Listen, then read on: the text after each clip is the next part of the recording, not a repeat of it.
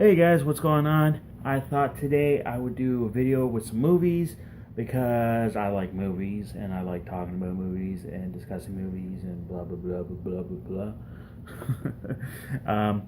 I just wanted to pick five out of my huge stack of movies.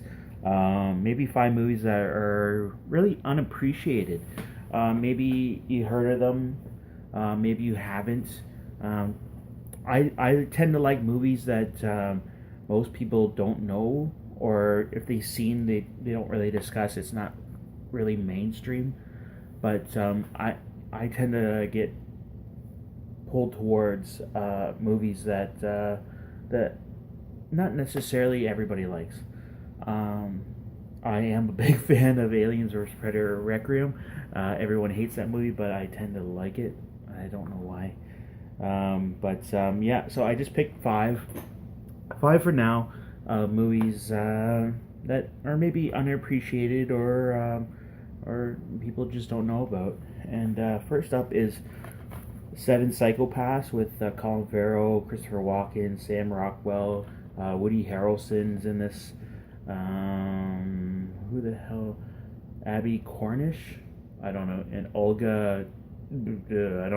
I don't even know how to say her last name. And Tom Waits. Tom Waits is awesome in this fucking movie. Actually, they're all awesome. I'll just read the synopsis on the back here.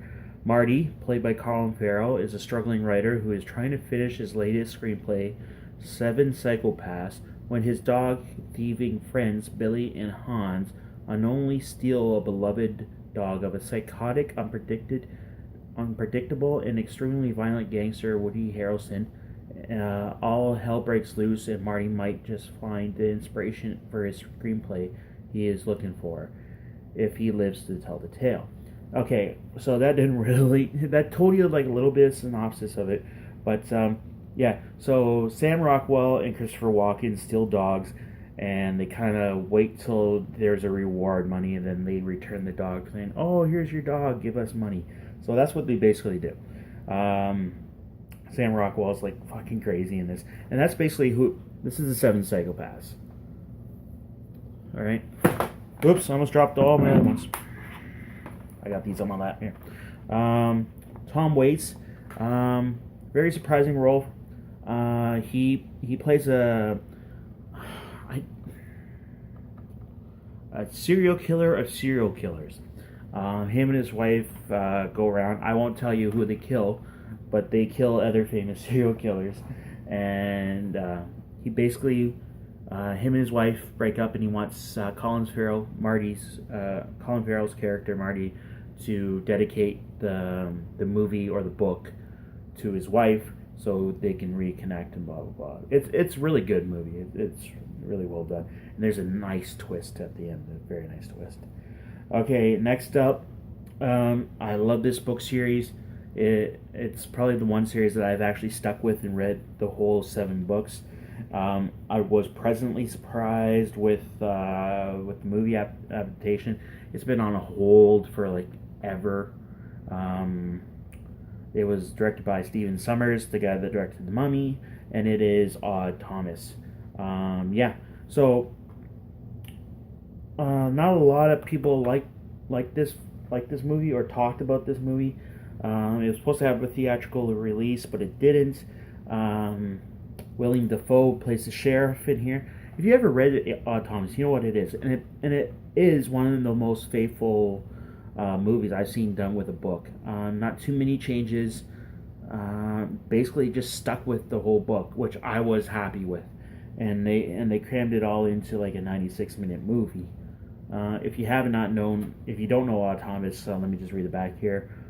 Small town fry cook Thomas, Anton Yellinch, I don't know how to say his last name, is an ordinary guy with a phenomenal secret. He sees dead people everywhere. When a creepy stranger shows up in an entourage of ghostly Bodocks. Bodocks are these creepy things only Odd can see. They're not ghosts. I don't want to say demons, but they're from another dimension probably. Bodocks, predators who feed on pain and Mass destruction. Odd knows that his town is in serious trouble. Teaming up with his sweetheart Stormy and the local sheriff, Odd will plunge into the epic battle of good versus evil to try to stop the disaster of the apocalyptic proportions. Based on the best-selling thriller by Dean Koontz, Thomas is a supernatural action-thrilled ride from the acclaimed director of Mummy and the Mummy Returns. So, like I said, it's probably one of the best movies I've seen.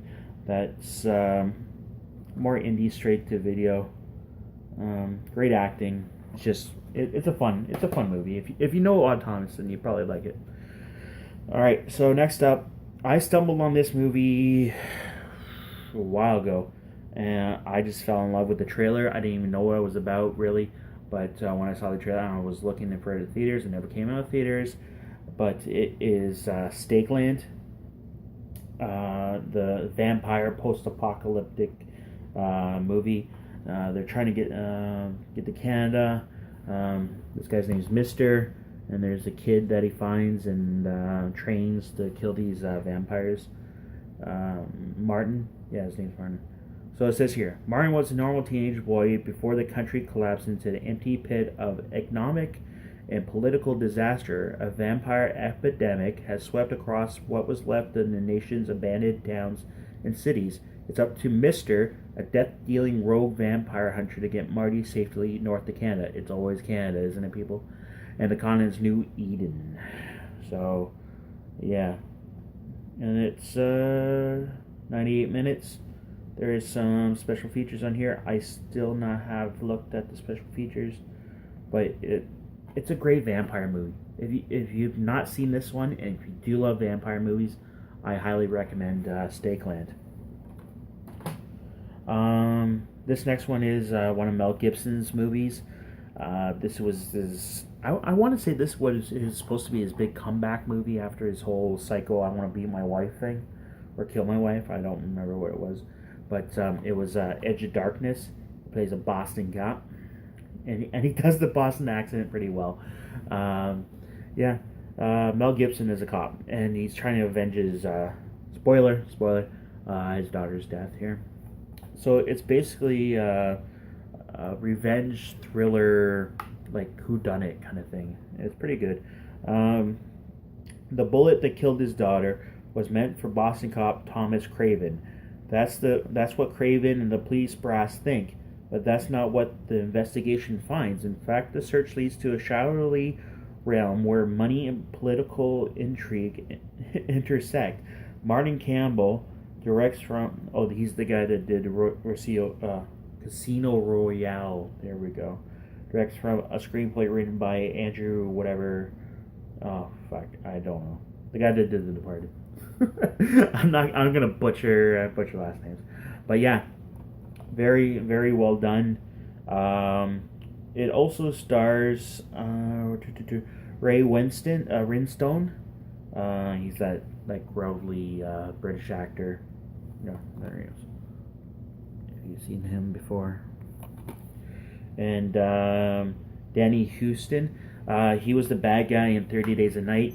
He was Stryker in X-Men Wolverine Origins. And who else was in this? It doesn't say. But yeah, those are the three biggies in this one.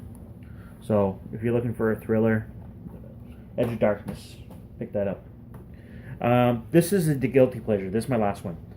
This is my guilty pleasure. It's a Guy Pearce movie, and Maggie Grace, if you know what I'm talking about now. I was not expecting this to like this as much as I did, but it was just like one of those movies that came out, and I didn't know anything about it, but the cover looked badass, and I read the back, and it was just like, let's give it a try, and I actually did like this. It's Lockout, and it's basically, here, I'll just read the back here. I like reading the backs because that means it doesn't have to describe the movie.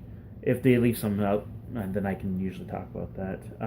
MS-1 is an experimental prison in space where the 500 most deadliest criminals on the planet Earth are kept in artificial sleep. Leading a humanitarian mission, the daughter of the U.S. president arrives at the board of the station Just as the unpredictably violent mutiny breaks out, Emily and the crew of the MS-1 are taken hostage by the inmates.